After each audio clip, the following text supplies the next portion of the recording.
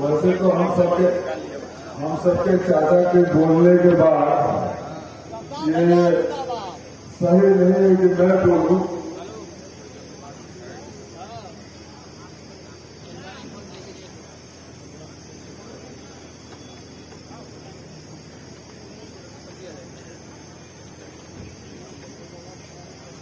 साथियों, चाचा जी ने आकर हम बोल दिया, हम सबको आशीर्वाद दे दिया, उसके बाद मैं बोलूं ये अच्छा नहीं लगता। लेकिन हम लोग ने सबको पता हमारे चाचा कितने बड़े दिल वाले हैं, वो अपने छोटे को आगे करते हैं।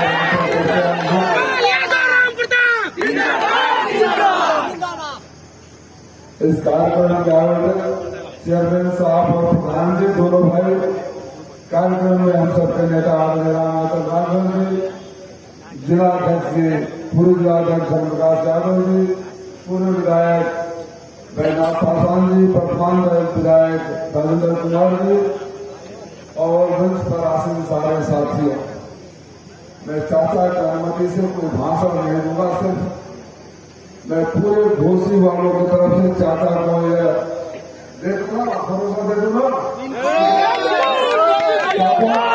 हम सबके लिए बहुत शुभ होता है। और घोसी उपचुनाव में जो आपके नेतृत्व में शानदार शुरुआत हुई, मैं आपको भरोसा अपने घोसी के मालिकों की तरफ से देता हूँ। इनका नेता नहीं हूँ चाचा, मैं इनका भाई हूँ, बुजुर्गों का बेटा हूँ। हर दुख सुख में मैं घोसी से तो मेरा भावनात्मक संबंध है। बाकी जो तीनों लोग आए हैं, दो लोग और हैं।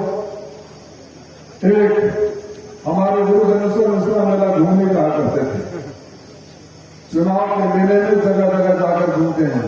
तो 17 वाला मेला बलिया में देखा, 22 वाला मेला बनारस में देखा, 24 वाला मेला देखने घोसी आए हैं। चाचा आ गए हैं, उनके प्रेरणा से ऐसा कर देंगे कि अगला मेला वो गुजरात जाकर देखेंगे, उत्तर प्रदेश में मेला देखेंगे। नौजवान साथियों, मैं अपने नेता के सामने भरोसा खाली देना चाहता हूं। कोई नई बात नहीं करनी, मुझे पता है सब इतने बड़े बड़े नेता मंच पर बैठे, सब बोल चुके होंगे, कुछ बोलने को बचा नहीं होगा। मैं अपनी जिम्मेदारी और जो मैंने तय किया हो वो मैं अपना उसका भरोसा दे सकता हूं। मैं जानता हूं कि जिस इलाके से हम लोग आते हैं, बेरोजगारों की फौज खड़ी हो गई है और मेरा मानना है कि बेरोजगारी महामारी से भी ज्यादा खतरनाक होती है। मेरे नौजवान साथियों, मुझे एहसास है कि आपके माँ बाप के आंखों में आपके सपने हो, आपके लिए सपने होंगे और आप भी बड़ी उम्मीद से जाते हो। लेकिन ये सरकार वो है जो पेपर पर लिख बा, बाकी कोई ठीक बा। ये कैसे जब पेपर लिख बा तब ठीक होंगे कहेंगे। मैं अगले 5 सालों में अपने नेता चाचा के सामने वचन देता हूं कि अगर आपके आशीर्वाद से दिल्ली की सदन में पहुंचा तो 2 बातें होंगी। 20 साल बाद इस नई पीढ़ी के लोग, हम लोग जब घोसी की बात करते हैं तो पंडिताओं राय शास्त्री से शुरू होकर स्वर्ग कल्पनाथ राय की धरती तक आते आते खत्म हो जाते हैं। और चाचा, आज स्वर्ग कल्पनाथ राय जी की पत्नी ने एक प्रेस कॉन्फ्रेंस करके उन्होंने घोषणा कर दी कि राजीव राय मेरा बेटा है और मेरे बेटे का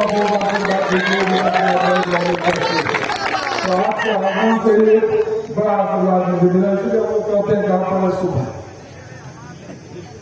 2 बातें होंगी।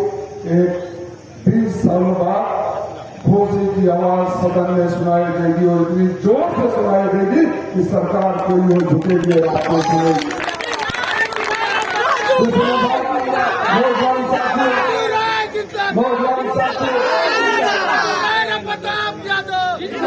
नौजवान साथियों, इस बेरोजगारी का मैं शिक्षाविद हूँ, दुनिया के आधे सभी मुल्कों में जा चुका हूँ। मुझे पता है कि शिक्षा में विकास कैसे करते हैं, रोजगार कैसे पैदा करते हैं, नए अवसर कैसे पैदा करते हैं, बच्चों की क्षमता के हिसाब से उनके लिए अवसर कैसे पैदा कर सकते हैं। विस्तार से बात करने का समय नहीं है क्योंकि समय खत्म हो रहा है, लेकिन मैं एक वादा करता हूँ, इन्हीं लोगों में से जिनको बेरोजगारों की फौज कहते हैं, साल में मैं वो बाहर जो कोचिंग सेंटर है, जो सिविल सर्विसेज के हैं, जहां से IAS IPS पढ़ते हैं, हमारे यहाँ मेधावी छात्रों की कमी नहीं, मैं लेकर आऊंगा और मऊ से IAS IPS निकाल के दिखाऊंगा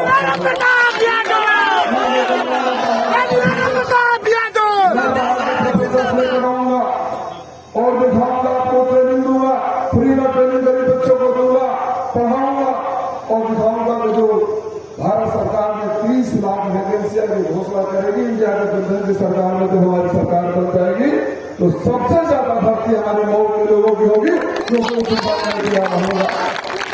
जो फौज में जाना चाहते हैं, जो फौज में जाना चाहते हैं, उनके लिए भी मैं रिटायर्ड मिलिट्री ऑफिसर्स और पुलिस ऑफिसर्स की टीम लेकर आऊंगा, जो आपको सालों साल फिजिकल और रिटर्न का ट्रेनिंग देगी। तो अगर आजमगढ़ में 100 लोग भर्ती होते हैं तो मेरे मऊ में 500 लोग भर्ती होंगे। और चौथा, जो बच्चे कहीं जाते हैं उनके लिए वोकेशनल ट्रेनिंग, स्किल ट्रेनिंग, उनके लिए स्वतः रोजगार कैसे पैदा किया जाए उसका मैं एक्सपर्ट हूँ, वो मैं पैदा करूंगा। 5 साल बाद मैं अपने नेता के सामने कहता हूँ, आपका आशीर्वाद से पहुंच गया। जब आखिरी सत्र हो रहा होगा तो भोसले का सांसद खड़ा होगा और भोसले का सांसद कहेगा, हम हैं प्रधानमंत्री जी, आप देखिए पूरे देश में सबसे ज्यादा नौकरी और रोजगार किसी को मिला है तो मेरे भोसले के लोगों को मिला है और मैं इस वचन को दिखाऊंगा। आप कितनी देर तक इंतजार करते हैं? 10 सालों से मैं आपके बीच हूं।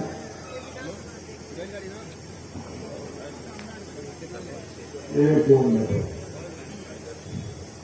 साथियों, मैं अपने नेता के सामने, चाचा जब 2014 का चुनाव में हार गया था तो उसमें एक अफवाह उड़ाई गई थी कि तो पैसे वाला है, बनिया बेंगलोर से आया है, लड़ेगा हारेगा चला जाएगा।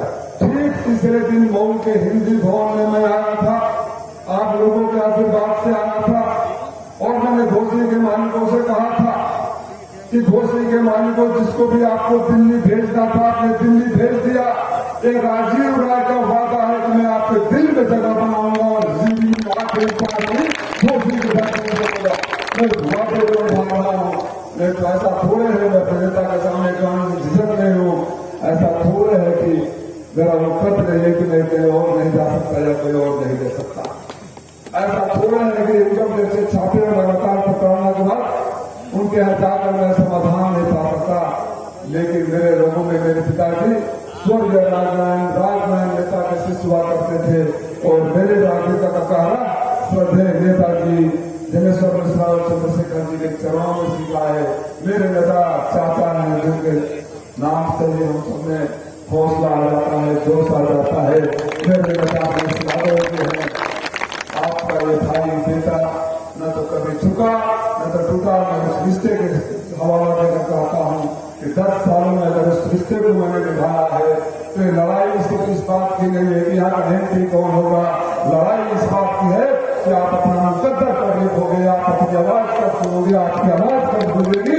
उस रिश्ते का हवाला देकर मैं आपसे एक चीज मांग रहा हूँ कि 10 सालों में अगर मैंने आपको छोड़ा नहीं, 10 सालों में आपका साथ मैंने कभी छोड़ा नहीं, तो मेरे घोषणे के मालिकों इस लड़ाई में मेरा हाथ मत छोड़ना।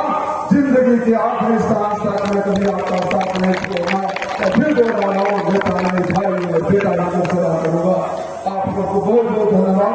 चाचा मैं क्षमा प्रार्थी हूँ, लेट हो गया, जो साथी है आपकी बात बोलने की मेरी हैसियत नहीं है, लेकिन फिर आपके बड़े दिन के लिए आपको पुनः मैं धन्यवाद देता हूँ। आप सबको बहुत बहुत धन्यवाद।